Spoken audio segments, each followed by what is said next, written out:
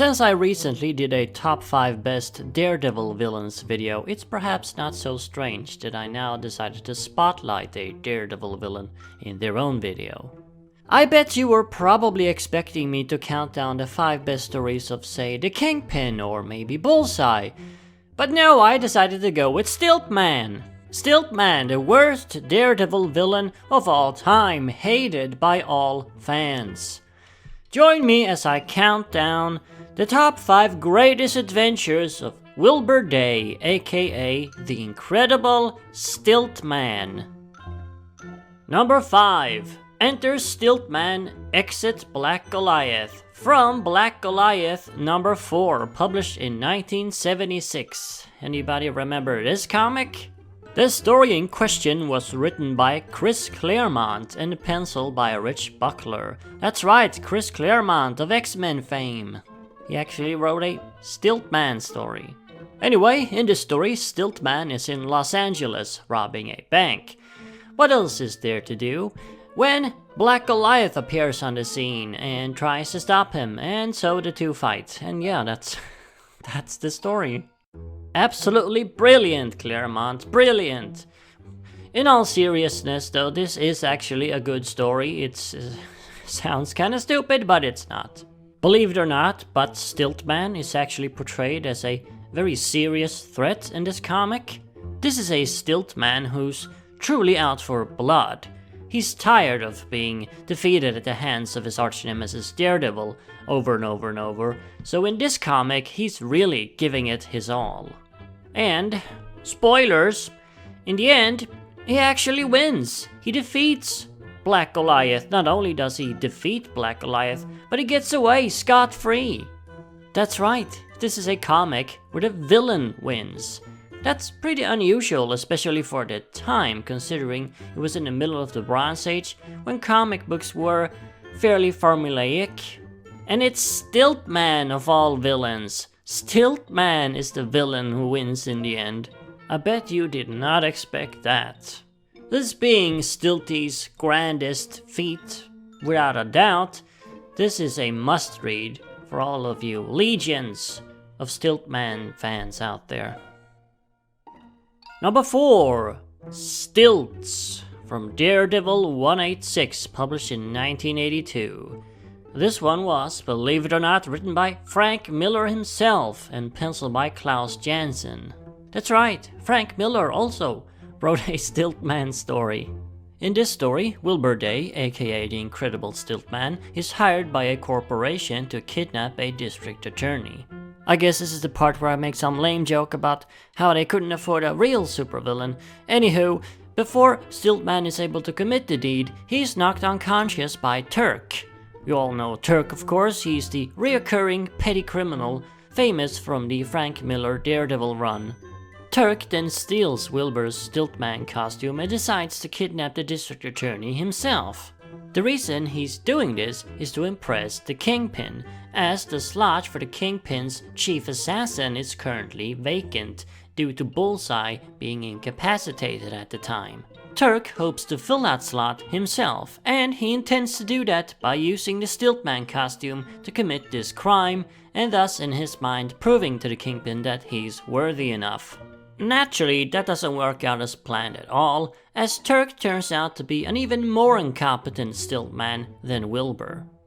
A surprisingly fun and light-hearted story for the Frank Miller Daredevil run. I mean, he's known for his uber grim and gritty storytelling, but turns out he's capable of writing a jovial romp like this too. He does also, which no one else has ever done, hint at some psychological motivations behind Wilbur's Stilt-Man career, which is very interesting. Wilbur in this story is depicted as being very short, and he apparently longs to be taller. So there's apparently a Napoleonic thing going on there with Stilt-Man, which I find very fascinating, and it's a shame this has never appeared in any other story and has never been expanded on. Number 3. Stilt-Man Stalks the City, from Daredevil 102, published in 1973. This story was again written by Chris Claremont and penciled by Sid Shores. I guess Claremont really had a thing for old Stilty. And yet again, he depicts Stilt-Man as a very serious, dangerous threat. This is in fact probably the deadliest and most dangerous old Stilty has ever been, and probably ever will be. In this story, he kidnaps Dr. Carl Claxton, an inventor and his former employer from which he stole the Stilt-Man costume in the first place. The nefarious Stilt-Man also kidnaps Claxton's daughter and threatens to kill her unless Claxton invents a deadly ray for him. A ray which Stilt-Man intends to use to blackmail the entire city of San Francisco. Unless he gets $1 billion and the corpse of his hated nemesis Daredevil, he will turn the ray on the city. And he means business too. He intends to use it on the Golden Gate Bridge, just as a demonstration to show how serious he really is. Stilt-Man is so evil he actually considers using the ray on the city anyway, even if his demands are met. It's a Stilt-Man gone mad, madder than ever before. This is the only story where Stilt-Man truly feels like a big, dangerous supervillain. I mean, this is James Bond villain proportions here. Number 2. High and Mighty, from The Amazing Spider-Man 237, published in 1983. This one was written by Roger Stern and Bill Mantlo and penciled by Bob Hall. This story takes place after the Turk story, and Wilbur Day is down in the dumps. His cred is an all-time low, and he's running short on cash as he hasn't been pulling off any scores lately. He doesn't really care about the money though, but he does care about his reputation. Nobody takes the Stilt-Man seriously anymore, and Wilbur can't stand that. That's right, this is the very first Stilt-Man is a loser story. But it does it in a very tasteful way. It doesn't mock Stilt-Man and point fingers and laugh at him. Instead, the story almost feels sympathetic towards Stilt-Man. While moping and feeling sorry for himself in a shabby hotel room, Wilbur then remembers Spider-Man. Wilbur and Spider-Man once briefly fought, back in Stilt-Man's second appearance. And the victor of that brief fight was Stilt-Man, believe it or not. So, maybe Stilt-Man can fight Spider-Man again, and maybe this time he'll also walk away as the victor. Maybe. And maybe, just maybe, by beating Spider-Man, Stilt-Man can get his rep back, become a big guy again. At least that's how Wilbur reasons. The comic has an absolutely amazing ending, where Stilt-Man doesn't necessarily prove that he is a big-time supervillain, but he does prove that he has honor, that he's not a completely heartless heel. So in other words, quite different from Chris Claremont's Stilt-Man. This is the best kind of loser villain story. One that, yes, does depict him as a failure, but still shows him respect and above all, sympathy.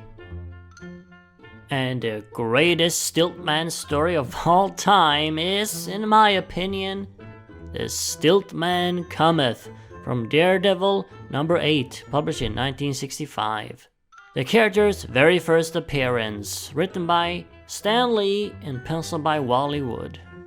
Yep, the introduction to the character. In this story, Stilt-Man appears in New York City for the very first time, robbing airborne payroll transports. In his civilian guise of Wilbur Day, he also contacts Nelson and Murdoch and attempts to sue his employer Carl Claxton for stealing his invention, the components that he uses to create the Stilt-Man costume. Of course, we later learned that this is just a scheme of his to get the patent on the invention, as it's actually the other way around. Wilbur stole the invention from Carl Claxton. This is not an amazing or groundbreaking story by any means. It's simply a cool, fun Silver Age romp. And it's the best Stilt-Man story in my opinion because it simply puts his gimmick to really good use.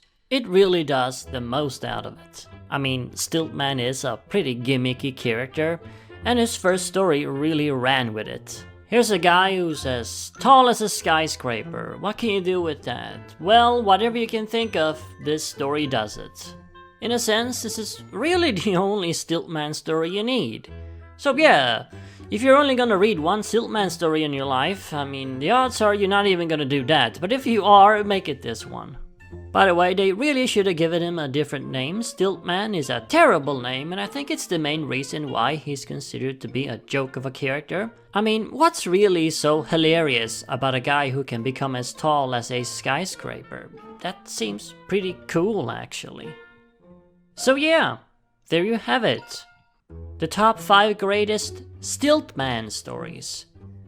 That's a video nobody ever thought I'd make, or that anybody would ever make, but yeah, here it is, the top 5 greatest Stilt-Man stories. I hope you enjoyed, and as always remember, Arkham Asylum awaits you in the next video.